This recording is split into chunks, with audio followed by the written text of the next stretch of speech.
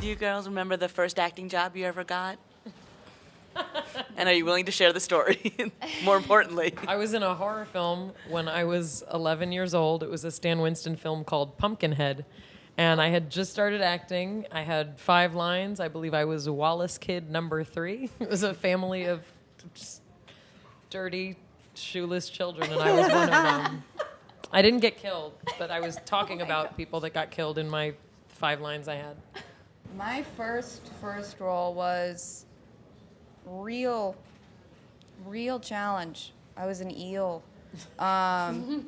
It was a school opera, so it was very brutal. Someone has that VHS tape somewhere. But I still have the head of the eel. It's a frog mask, actually, but they just put a tail on it and called it an eel, I guess. But yeah, that was real interesting. That was my first role. Really, that's surprisingly what made me fall in love with acting. I played Romeo's mom in like an 8-year-old production of Romeo and Juliet, and Romeo peed his pants, and I'll never forget it because it was in our scene, and I saw like the trickle in his khakis, and I just remember being like, oh my gosh, and kept going with I didn't stop the Shakespeare or the kids' version of Shakespeare, whatever that was at the time. I remember being in a play at church, and some kid was a brick wall. Like holding the brick wall, the cardboard brick wall, and I was supposed to come up to it, pull out a rose, and say, "My, what a pretty little rosebud." And I remember thinking, no one talks like this. I don't like this. This is bad writing. But I was hooked. I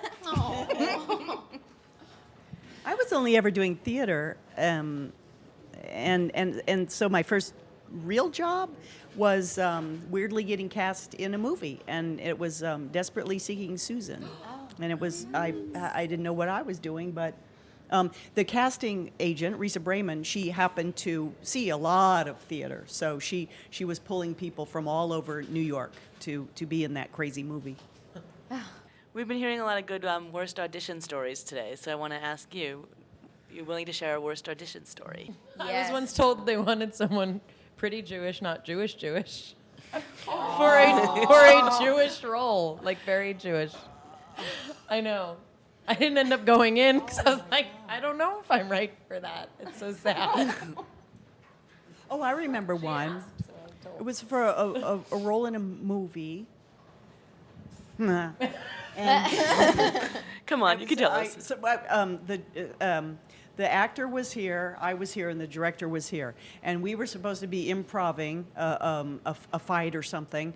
And so I'm trying to do it in the room, the very tiny room. And the director, instead of just telling me what he would want to have happen or change what you're doing or do something different, would write down things on a little piece of paper, slip them to the actor. He would read them, nod at the guy, nod at the director, and then try and, I don't know, get me to do it through improv or something. It was just like so convoluted way of non-directing. I made no sense at all. It's those times, and I was very, very green, and you just want to. What I should have done is just speak to him directly and say, just tell me what you want. So I'll be able to do it, but I can't read your mind. And I definitely can't read his mind, and I can't see the paper as it goes back and forth. Frustrating. I think we've all read our share of pretty bad material. I have had 2 instances where I have auditioned for something and laughed the entire time through my dialogue, when in fact it is not funny. And that's embarrassing because you can't stop. And I think one of them actually liked what I was doing because I was supposed to be crying in a dramatic scene, but it was just like giggle crying. So I did get there. It was just a little interesting. The other one, the really blatantly horrible experience was I went to a general meeting for this movie and pretty much had the role and didn't have much to say about the script.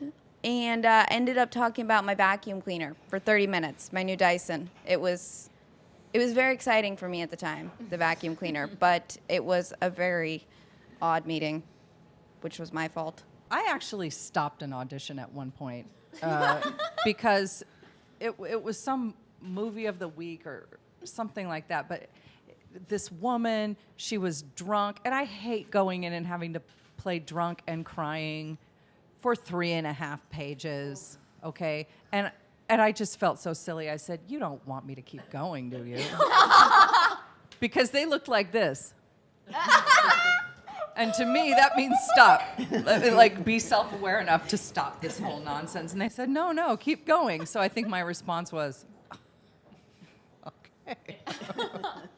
And I did it, but it was like, wow. That was a waste of makeup. That whole thing was a waste of makeup. I once had like a really great audition where I got to tears and like I was in the moment and I finished and the director was like, "Can you cry prettier? Because your face now like looks really good, but when you cry, it kind of like scrunches. And could you try it again and cry prettier?" And I remember like, I was like, as an actor, you're like, "Oh, okay." And it was horrible. My second take, of course, was like I was trying, and it was horrible, and I didn't get the part. What was the toughest scene you've had to film this season?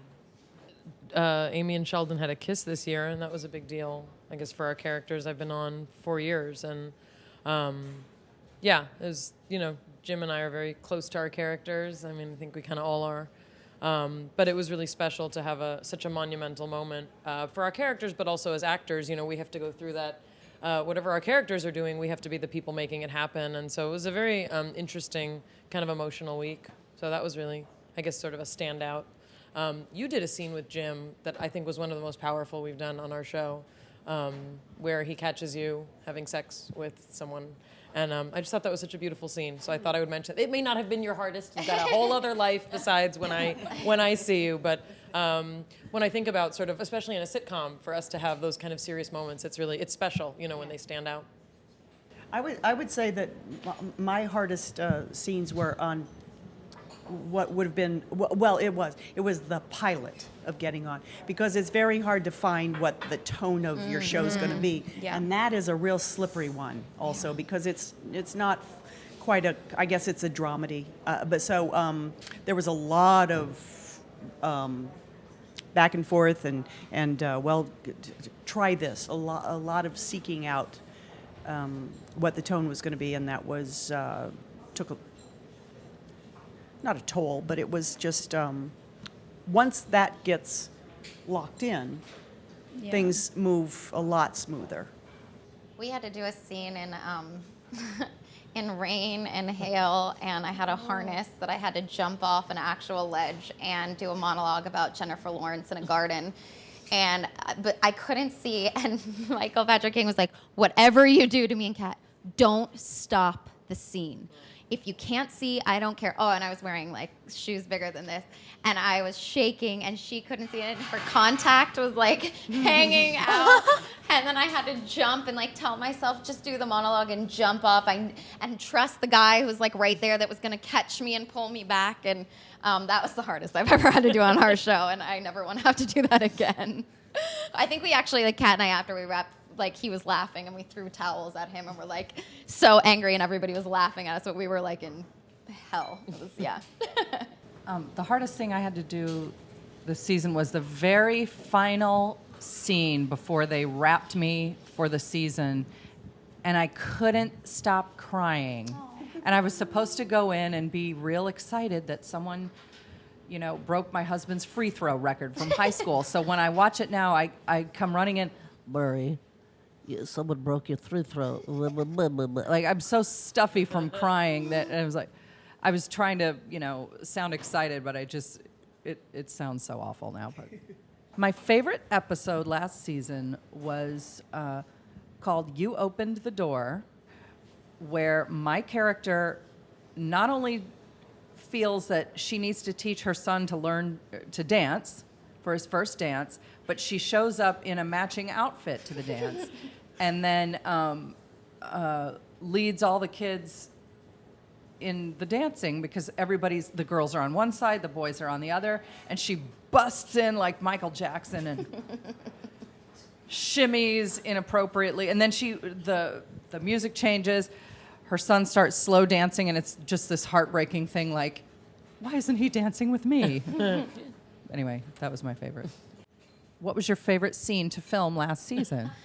Favorite, we talked about the hardest. My favorite was, gosh, I have so many from this season. We had a dumpster set on our season because Max's character fell in love with a guy who lived in a dumpster. And Eric Andre just made me laugh more than anybody. And so it was probably scenes where her and I and him were sitting in the dumpster because half the time we were just screwing around, and it was awesome. And yeah. If you weren't an actor, what would you be doing?